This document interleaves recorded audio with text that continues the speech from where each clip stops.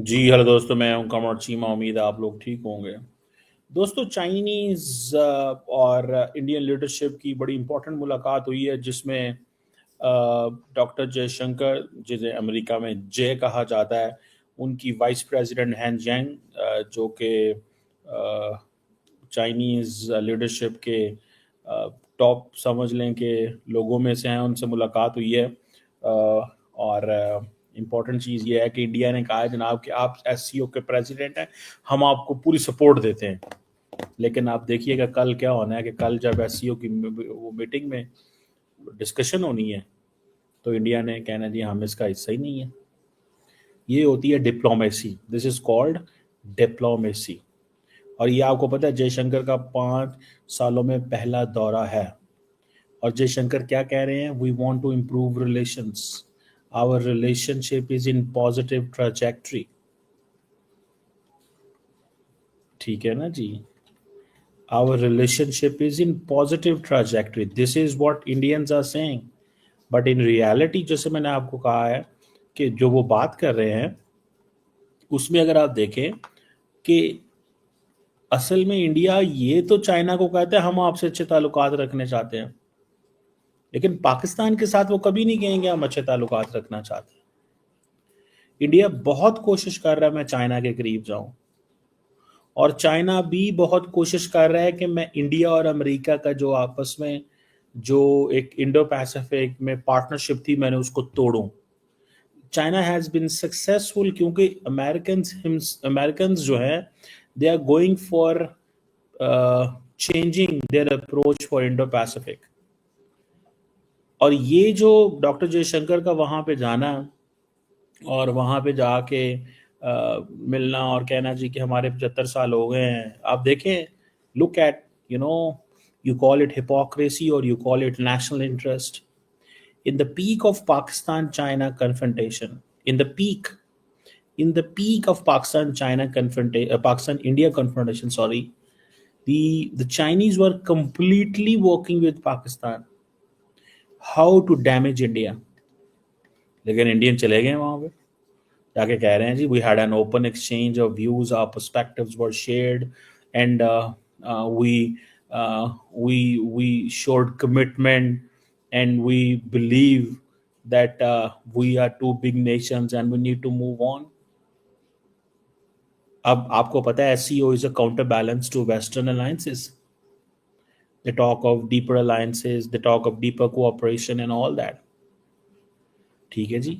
अब ये जो क्वाड है ना, क्वाड, मैं आपको बात बताऊं, ये वो चीज़ है जो इंडिया चाइना तोड़ना चाहता है। और वो काम मैंने आपको क्या बताया, वो काम वो वो वो अमेरिकन ने खुद ही कर दिया है। बिकॉज अमेरिकन कह रहे हैं कि we don't want to give them everything. So जो चाइना और इंडिया की लड़ाइयाँ चढ़ाइयाँ होती थी, they are going to be, वो कहते हैं यार इसको बैलेंस करो। ठीक है जी। $125 बिलियन से ज़्यादा डिफेंस ट्रेड है। $125 बिलियन से ज़्यादा की ट्रेड है। Both countries are major parts, दोनों के दरमियान सख्त कंपटीशन है ग्लोबल साउथ में।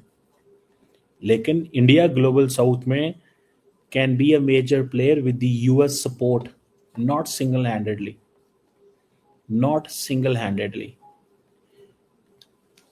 But China doesn't need anyone's support to be a leader or to act in to global south, which is a fact. Everybody understands that. So ये जो एक pragmatic cooperation की बातें हो रही हैं इंडिया और चाइना के दरमियान में, basically India is looking for its long term economic relations. Long term. आप देखिए 5 साल बाद जयशंकर आया, लेकिन they never lost an opportunity, or they never disconnected, or they never discontinued talking। और पाकिस्तान के साथ बात ही नहीं करनी। समझ रहे हैं? So it's all about interest. अगर जितने इंडिया को ट्रेड, आप देखें ना, $100 अरब की इंपोर्ट बिल है इंडिया का चाइना से। Even then, with this $100 billion import bill, even then India would love to talk. Why? Because economic activity generate होती है। पाकिस्तान से ज़्यादा इकोनॉमिक एक्टिविटी जनरेट नहीं होती तो उन्होंने बात क्या हमारी होनी है? सो इंडिया जाएगा उधर जहां कारोबार होगा। इस चीज़ को थोड़ा सा जहन में रख लें। India will go at a place way there is a business. कहानियां कोई नहीं अब सुनते लोग। हमारी लीडरशिप को थोड़ा सा इसमें थोड़ा सा एक्टिव होना पड़ेगा। We have to make sure that whatever we sell to the world it is something concrete. Talking about promises, talking about all that, it is not something which is going to be there. ये चीज़ नहीं चलेगी भाई साहब, ये जेहन में रखिएगा। ये promises और ये सारा चीज़ें नहीं चलेंगी वहाँ। हमें इस चीज़ को थोड़ा सा रीड करना पड़ेगा। और मेरा ख्याल है कि somewhere our leadership does understand. Leadership को सब पता होता है। ऊपर ऊपर जो लोग होते हैं उन they know everything, frankly speaking, उनको सब पता होता है क्या हो रहा है। बट दे उनके वो जैसे कहते हैं ना, टाइड है, दे आर टाइड, बंधे हुए हैं। They can't do anything, they can't make their वो जो अपनी जो इन्फ्लुएंस है वो स्टैब्लिश नहीं कर पाते। वो स्टैब्लिश नहीं कर पाते जो उनको करना होता है या जो उनको करना चाहिए। ये चीज़ है। सो मुझे ऐसे लगता है कि इंडिया और चाइना की आपस में नॉर्मलाइजेशन नज़र आती है, but that is frankly speaking not a real normalisation. ये कोई रियल नॉर्मलाइजेशन नहीं है भैया। समझ रहे हैं आप बात? इस चीज़ को जहन में रख लें। ये कोई रियल नॉर्मलाइजेशन नहीं है। इसमें every country is looking for an opportunity. और इसमें आप देखिएगा कि इंडिया जो है वो चाइना को समझाना चाहता है कि मुझे मौका दो to grow, to work closer with you. India, अब बहुत सारे लोग कहेंगे मौका क्या है? जब डॉक्टर जयशंकर ये कहते थे कि मेरे से इतना बड़ा मुल्क है, मैं उससे थोड़ी लड़ सकता हूँ, तो क्या मतलब होता है? इसका मतलब होता है मौका, waiting for the time. Time का इंतजार कर रहे हैं कि जब मैं बड़ा होऊंगा तब मारूंगा, क्या मेरे पास 5th जनरेशन फाइटर जेट बनाने की कैपेसिटी होगी।